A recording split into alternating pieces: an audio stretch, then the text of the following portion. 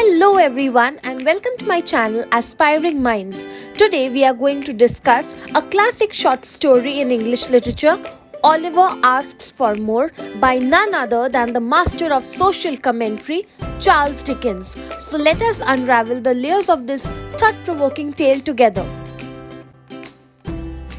In this video, we will learn a little bit about Charles Dickens. We'll learn about what is child labor and what is this practice that was very much prevalent in Victorian England.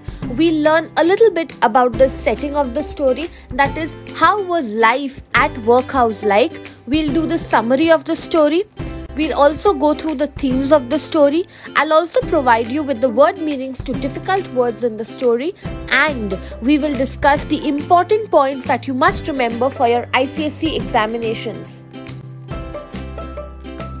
Now, Charles Dickens was a famous novelist and he also faced poverty during his childhood. So through his writings, he wants to outline the miserable condition of the poor people as he had experienced it himself. And another important fact that you must remember, that the story that we will be reading is actually an excerpt or just one chapter that is taken from the novel Oliver Twist. So we will be reading in details about what is the most important thing that has been brought to you in this short story. Now, what is child labor? Child labor is when little children are employed to do difficult tasks in industries and factories in India and all over the world. Child labor today has become a crime, but in those days in Victorian England, now what do I mean by Victorian England? It was the rule of Queen Victoria. During her reign, there was child labor that was rampantly practiced, okay? And young children were employed to do very dangerous tasks. There were a lot of accidents that happened because obviously children were immature, they were a little delicate at this age, and employing them for child labor was a very dangerous practice, but it was very common in those days, and this is exactly what is also depicted in our short story. Though it is not depicted in details, we just get a glimpse or just a short view of it. But if you read the novel Oliver Twist, you'll see it in details how child labor was such an important issue that Charles Dickens brings to you. So here is an illustration for you of how life was like at the workhouse. Okay, now the story is set in a workhouse in London. Now the life at workhouse was kept miserable purposely by the people. All the children and all the people who were there in this workhouse, they were not given proper food to eat, and at the same time they were made to do very difficult tasks. A workhouse was almost similar to a prison, and all the people who stayed over here, they were treated as if they had done some kind of crime. They were criminals and they were treated in a very bad manner. So the boys at the workhouse had to work a lot and for very long hours, and at the same time they did not get enough food to eat. So therefore it led the children to be undernourished, that is, they were not healthy also, and they would suffer from slow starvation, which often led to death in most cases of these little poor innocent small children. So now let us begin with our reading of the story. Now what we see at the very beginning is that Oliver's mother dies after giving birth to him.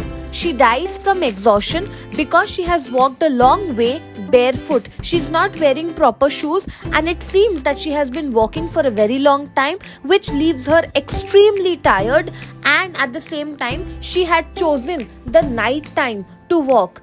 The phrases that are used in the story are, nobody knows where she came from and where she was going. Now this is because this lady, she did not want to bring any kind of humiliation to the family that she belonged to. Why? Because if you see, it's written she was tagged as being called poor dear, the usual story, no ring on her finger, and she wasn't married. Now because she was not married and yet she had to deliver a child, it was a kind of a disgrace. It was something which was shameful for her family. So she had walked the entire night to reach this workhouse, and after reaching the workhouse, she gives birth to her child, that is Oliver, and then she dies. The women over there comment that this is a usual story, that is Oliver's mother is not the first woman or the first girl who has come over here and delivered a baby and has passed away, but this is something which was a common occurrence, that women were ill-treated, they were impregnated, and then they were just left to die.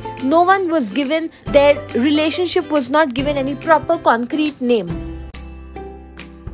Next, we see how the story revolves around Oliver Twist, who is a young orphan boy. He is 9 years old now when the story has now started unfolding. The boys in the workhouse were named in alphabetical order, that is, they had no value, just in a random order, so that the people in the workhouse are able to have control over them. In an alphabetical order, these boys were named, and they were served only 3 meals in the day of very thin soup, which is hardly sufficient when we are hungry. If you are only eating thin soup the entire day, if you are only drinking thin soup the entire day, and you are only given a small piece of bread on Sundays, you can well imagine what was the appearance or the physique of these young boys like at a time when they needed proper nourishment to be able to grow into strong, healthy individuals. Now, because these boys were given only thin soup 3 times a day, you can well imagine how hungry they would be. That is why it is written that the bowls in which these little boys ate, it never needed any washing, because the boys would just clean it up thoroughly. That is how hungry they would be. And Oliver, when he comes to this workhouse, he has been selected by the other boys to gather courage and asks for some food, and it is at this time when he has finally gathered his courage. In a very brave manner, he utters the most famous line of the story, that is, "Please sir, I want some more." Now, when Oliver asks for more food, all the workhouse officials, they are shocked, they are outraged, that is, they are angry at this courage, this audacity of Oliver, and they consider this act of Oliver of asking for more food as something like a disobedience from his side, and also a sign of disrespect, that in the future, this little boy Oliver, they know it for sure that he is going to come up with more such ways in which he is going to disobey them. He is not going to respect the idea, the opinion of the other officials in the workhouse. So they shut Oliver in a dark room. You can see a picture of it, how he is being pulled and taken to a dark room to be shut up as a kind of punishment. And then there is an important notice that is put up for Oliver, that is, £5 would be offered to anybody who would take Oliver. That is, they want to sell off this boy, and they just want to, along with giving away Oliver, they will further be offering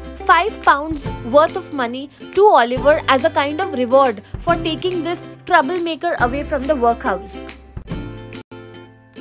And mind you, that is not all. After being shut in the dark room, occasionally he is taken out of that room and he is beaten with a stick by Mr. Bumble. He is a parish priest, and he is also punished in front of other boys to teach not just Oliver but also those other boys a lesson, as if this is a massive crime that these boys have committed, and there is no kind of respite that they would get. They too would be punished in the same manner if in the future they would dare to ask for more food. You can well imagine what the condition of these poor little boys was like in workhouses.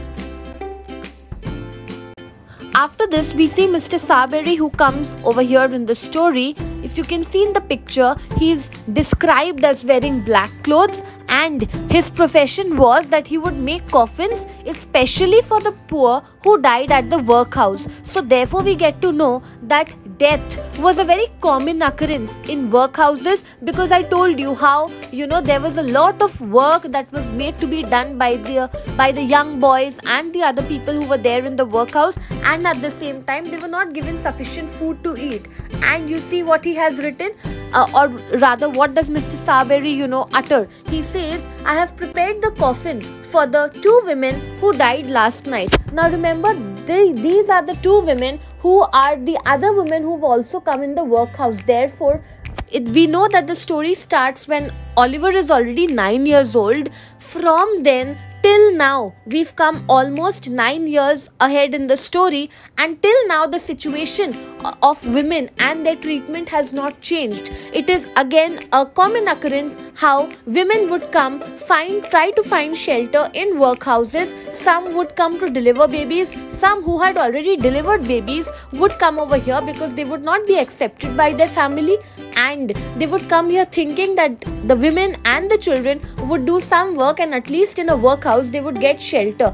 But if you see, the sad condition of these women was that they would all ultimately die because of insufficient food to eat and a lot of work that had to be done. This being a usual affair, the story ends there, and for you to understand and read the story further, you can go and read up the novel Oliver Twist. Let us now discuss what are the important themes that are there in the story. In total, I have shortlisted 4 important themes that are there in the story. The first being social injustice. Now, the story sheds light on the harsh and cruel treatment towards the poor people, especially the children, and where in the workhouses. We get to know that very, very concretely in the story. Second is poverty and deprivation. Now, Dickens portrays the grim or the sad or the dark reality of the impoverished, that is the poor people, and he emphasizes the kind of circumstances that force Oliver to seek or ask for more food, and what are the consequences of asking for more food in the story. Next is bravery and defiance. Now, Oliver asks, we know, for more food in the story that also shows his bravery and his courage, right? And it also shows that he is unwilling to accept what was the common rule that all the other boys in the workhouse had to follow. Now, remember, the workhouse officials had already been able to sense this in Oliver, and that is the reason why they punish him in front of the boys and also alone. Now, his defiance or his unreadiness to accept authority highlights his desire for better life. That is, he definitely did not want to stay confined to this workhouse, and that is why he was constantly revolting and raising his voice against the officials, though as a child in a very innocent manner. But the workhouse officials were genuinely cruel, and they did not have any kind of sympathy towards children. Next is innocence and corruption. Now, Oliver's innocence and genuine request for some more food stands in a contrast to the corruption and insensitivity of those in power. That is, those people were corrupt. Technically, they must be getting, good amount of food to offer to the children, but it is as if these officials would keep more food for themselves to eat and would offer very thin soup to these boys, and at the same time they did not have any kind of pity, any kind of sympathy for these people. Their only advantage, their only motive was to take advantage of these boys who are coming here, to make them do more work and feed them in a poor manner, so that they are able to get more rewards, more profit from these boys. So that is again hinting at also the theme of child labor. Here are some of the important word meanings that you can take note of. You may pause the video here, take a screenshot and note down the important word meanings in your textbook for better understanding of the chapter. Let us look at some of the important observations that I have come across in the story, and it will help you further in your preparation for the ICSE examinations. The first thing that we see is how Oliver's simple request for more food is met with harsh criticism, and it is condemned or hated by the authorities. And what is the result of this? You see how cruelly he is punished and treated by the workhouse officials. Second, we see Mr. Bumble, the parish head. He is more angry, he is outraged, and he scolds Oliver for being greedy, claiming that he should be grateful for this little food that he is getting. The little food that he is getting from the workhouse, he should be grateful for that instead of being greedy and asking for more food. So you can see the religious aspect of this story as well. Throughout the story, we see how Charles Dickens exposes the harsh or the cruel realities of life, especially for the poor people in England, and he criticizes the heartlessness and the corruption that was there within the system of England, which led to this kind of treatment being given to the poor and the marginalized. The story also serves as a powerful critique, or it critiques the oppressive conditions that were faced not just by women but also by the orphans, and how there was no empathy that was shown, especially by the people who were there in authority. I urge you to read the novel Oliver Twist in totality, but we see how this chapter or this short story that you are reading now, it sets the stage for the further events in the novel, where Oliver will show how he is yearning, he is longing for a better life, and he consequently has to face the world of poverty as well as crime, and then he is able to get a better life in the future. So there is actually a real twist in the story, in the larger novel, that you would get to read if you ever try to give it a read. Thank you for joining me on this exploration of Oliver Asks for More. Don't forget to like, share and subscribe, and also comment your thoughts down below. Until next time, keep reading and keep questioning. Thank you for watching. Bye.